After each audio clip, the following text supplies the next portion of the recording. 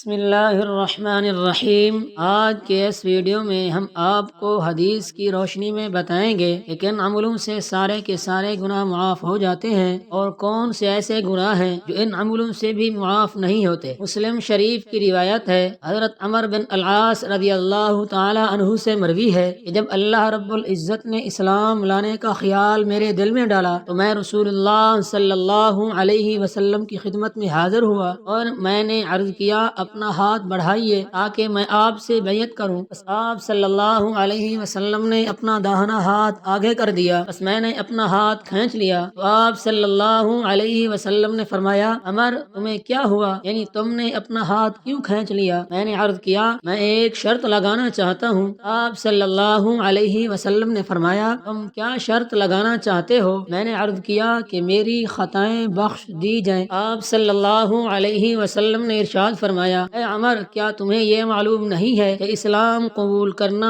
پہلے سب گناہوں کو ڈھا دیتا ہے اور ہجرت بھی پہلے گناہوں کو ختم کر دیتی ہے اور حج بھی پہلے گناہوں کو زائل کر دیتا ہے۔ نبی اکرم صلی اللہ علیہ وسلم نے گناہوں کی مغفرت کے بارے میں اسلام کے علاوہ ہجرت اور حج کی تاثیر کا ذکر اس موقع پر یہ ظاہر کرنے کے لیے فرمایا کہ اسلام تو اسلام ہے، اس کے بعض اعمال میں بھی گناہوں سے پاک صاف کر دینے کی خاصیت ہے، لیکن دو باتیں یہاں خاص طور پر قابل لحاظ ہیں۔ نمبر ایک یہ کہ اسلام لانے اور ہجرت یا حج کرنے کی یہ تاثیر اس صورت میں ہے جبکہ یہ کام صدق نیت اور اخلاص کے ساتھ کیا جائے۔ نمبر دو یہ کہ دلائل شریعہ سے یہ بات اپنی جگہ ثابت شدہ ہے کہ اگر کسی کے ذمہ بندوں کے حقوق ہیں، خصوصاً مالی حقوق، تو اسلام یا ہجرت یا حج سے وہ معاف نہیں ہوتے۔ ان کا معاملہ حقداروں ہی سے صاف کرنا ضروری ہے۔ کفر و شرک کی زندگی سے طیب ہو کر اسلام قبول کرنے والوں کے پچھلے گناہوں کی معافی کا وعدہ قرآن مجید میں بھی کیا گیا ہے۔ ارشاد ہے، اس کا ترجمہ یہ ہے، اے رسول ان لوگوں سے کہہ دیجئے جنہوں نے کفر کا ارتکاب کیا ہے کہ اگر وہ باز آ جائیں تو ان کے پچھلے گناہ بخش دیے جائیں گے۔ تو خلاصہ یہ نکلا اس حدیث کا کہ بندہ جتنا بھی گناہ گار ہو، اگر کافر مشرک ہو وہ اسلام قبول کر لے تو اس کے پچھلے جتنے بھی گناہ ہوں گے وہ سب معاف ہو جائیں گے۔ اسی طرح اگر کوئی مسلمان بندہ گناہ گار ہو، اس نے بہت گناہ کیے ہوں، تو اگر وہ ہجرت کر لے یا وہ حج کر لے تو اس کے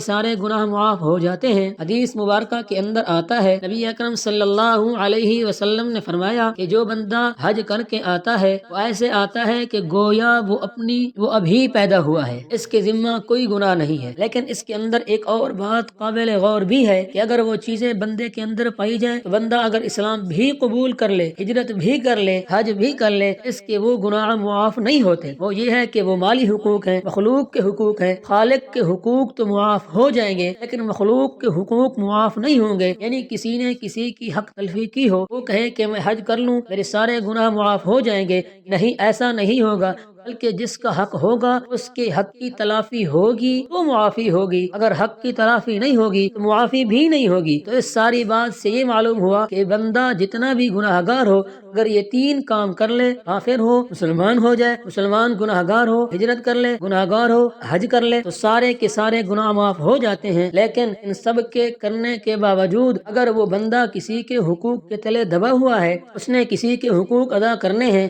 ان تین کام کرنے کے بعد بھی وہ آزاد نہیں ہوگا بلکہ اس کو حق کی تلافی کرنی پڑے گی۔ یعنی مخلوق کے حقوق کی تلافی ضروری ہے، مخلوق کے حقوق کی تلافی کے بغیر معافی ناممکن ہے۔ یعنی اگر حق والا اپنا حق معاف کر دے، اس کا حق ادا کر دیا جائے تو پھر اس حق کی تلافی ہوگی، مگر نہ اس کے علاوہ حق کی ادائیگی ناممکن ہے۔ چاہے بندہ کافر سے مسلمان ہو جائے، مسلمان ہو، حج کر لے، ہجرت وغیرہ کر لے، ان کی وجہ سے یہ گناہ حقوق العباد معاف نہیں ہوں گے۔ آخر میں آپ سے گزارش ہے کہ میں آپ سے گزارش کرتا ہوں کہ اگر آپ ہمارے اس چینل مصطفیٰ کی باتیں میں نئے ہیں تو آپ پلیز اس کو سبسکرائب کر دیجئے اور لائک کر دیجئے اور کمنٹ میں یہ بھی بتا دیجئے کہ ہماری بات کیسے لگی۔